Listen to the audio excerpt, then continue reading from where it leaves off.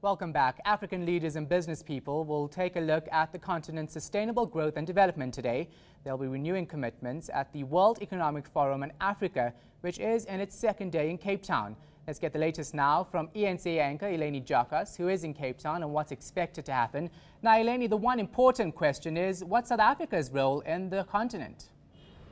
Well, that's what everyone is asking over the last couple of days, Shahan, and a man that not only has our Reserve Bank Governor's ear, Joel Marcus, but also someone that focuses on emerging markets quite extensively. Joining us now is Attard Montalto from Nomura International. Thank you so for joining us. Great to have you on eNCA.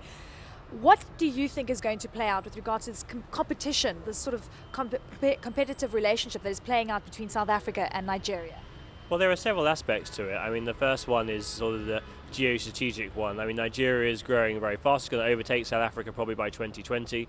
It wants a larger role, I think, on the continent in leadership, and is perhaps taking a bit of umbrage at what South Africa is doing in the BRICS, in G20. But also in terms of competitiveness and investment, I think investors are increasingly seeing other options outside South Africa that are attractive in terms of labour costs, labour regulation, things like that. And also investors here at the conference thinking a lot about regional groupings and regional hubs. And Nigeria just feels more like a regional hub in its area of Africa as compared to South Africa.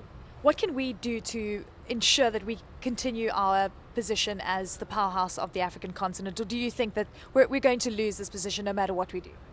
Well, I think firstly there's been a lot of rhetoric over time, right from when Tito Thabo Mbeki was in power, and basically that's been not followed up on really until more recently, and South Africa is only really now trying to build its power base throughout the continent and represent it abroad. So I think there's more needs to be done on that front. And on the economic side, it's all the usual things we always talk about. It's labour regulation, implementing the National Development Plan, being much more open to foreign investment in terms of aiding investment in different areas. These new economic zones may well help in that regard, but there's still a lot more work to do on those economic and structural fundamentals.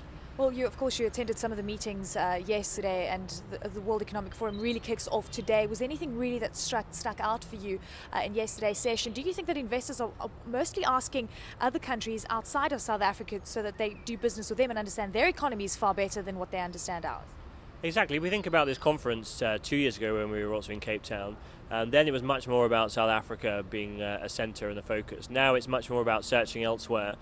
So meetings with corporates I've had over the last day are talking about what are the other options apart from South Africa. Where can I find those regional hubs to tap into? Where's domestic demand in particular on the continent? And that's the interesting story really. Where can Africa really drive its growth going forwards, given minimal support from Eurozone in particular, but also even from Asia and America as well?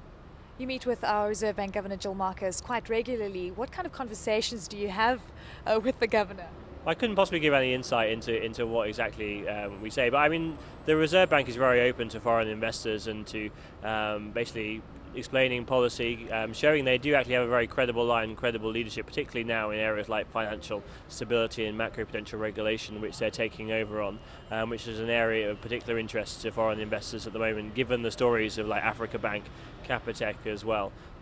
So I think, I mean, the overall relations with the Reserve Bank are very good for investors. All right, let's also touch on the local currency. We know the rand has weakened quite extensively. Is this a big risk for the economy? Because we know that consumers are feeling the pressure of inflation right now.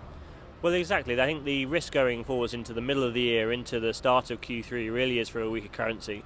As we get the AMPLAT's decisions coming through around restructuring, as potentially we have load shedding, of course, on the electricity system, given the very severe risks between demand and supply that are occurring there. And in the medium run, actually, as the current account starts to get smaller from the very large number we'll probably have seen in the first quarter, the rand can come back a little bit and probably end the year around 9, so roughly where we are now. So the risks I think are contained, given there's so much money flowing into emerging markets, and some of that is coming to South Africa. So the amount the rand can sell off probably is limited to some degree by that. Fantastic, Peter. Thank you so very much for joining us on eNCA. Great to have you on the program. And that was Attard Montalto from Nomura International joining us here in Cape Town at the World Economic Forum on Africa. Shahan, back to you. News that moves. eNCA.com.